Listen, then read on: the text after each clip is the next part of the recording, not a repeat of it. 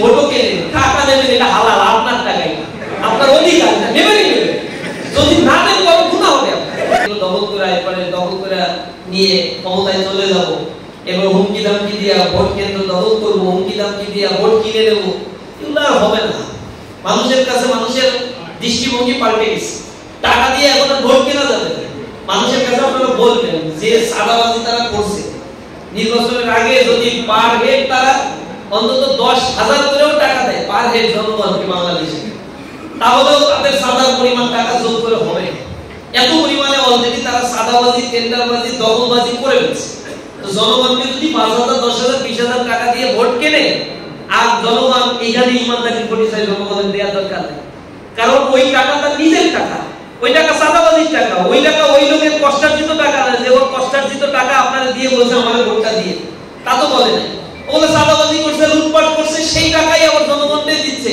তাহলে আর কিসের কমিটমেন্ট? আপনার হক আপনি পেয়ে গেছেন, আলহামদুলিল্লাহ বলবেন। ভোট দেওয়ার ক্ষেত্রে কি করবেন না করবেন এটা ডিসিশন আপনার মাথার ভিতরে রাখবেন। আর যদি এরকম 5-10 হাজার টাকায় নিজের ভোট বিক্রি করেন, একে তো নিজের টাকা সাদাবাজি করলে একজন, সে আবার ওই টাকা আপনাদের দিল, ও তো সব দেয় না। ও 2,000 কোটি টাকা, 200 কোটি, 500 কোটি টাকা সাদাবাজি করে হয়তো 100 কোটি টাকা বিলাবে, এবং ক্ষমতায় গেলে ওই 100 কোটি টাকা আবার আদায় করা, এটা আদায়ও করবে। ওগুলো আর নিজের টাকা না, নিজের পকেটের ব্যবসায়িক টাকা কোনোদিনই সে বিলায় না।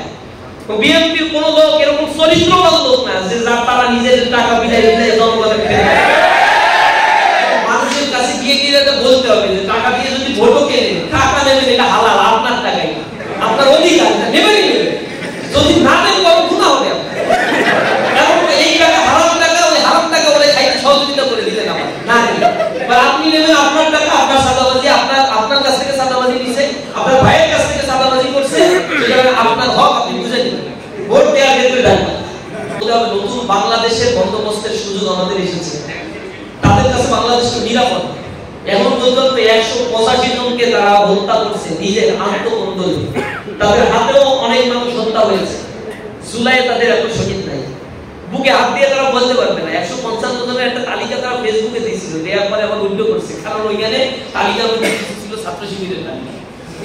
এখন নিজেদের তালিকা বলানোর জন্য ছাত্র শিবিরের নাম কিছু ঢুকাই দিচ্ছে, পরে আমরা যখন রিঅ্যাকশন করছি সাথে সাথে ডিলিট করছে।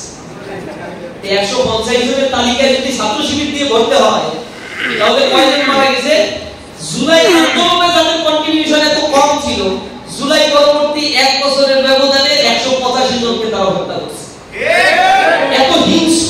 আর নির্বাচনের আগ পর্যন্ত এই সংখ্যা হাজারের কাছাকাছি গিয়ে থাকবে ইনশাআল্লাহ। এখনো যেখানে মারামারি হবে, এরকম 70টা জায়গায় তারা কোনো ক্যান্ডিডেট ঘোষণা করে না। 70টা আসলে কোনো ক্যান্ডিডেট ঘোষণা করে না, কারণ তারা জানে যে 70টা আসলে ক্যান্ডিডেট ঘোষণা করলে রক্তের বন্যা হয়ে যাবে।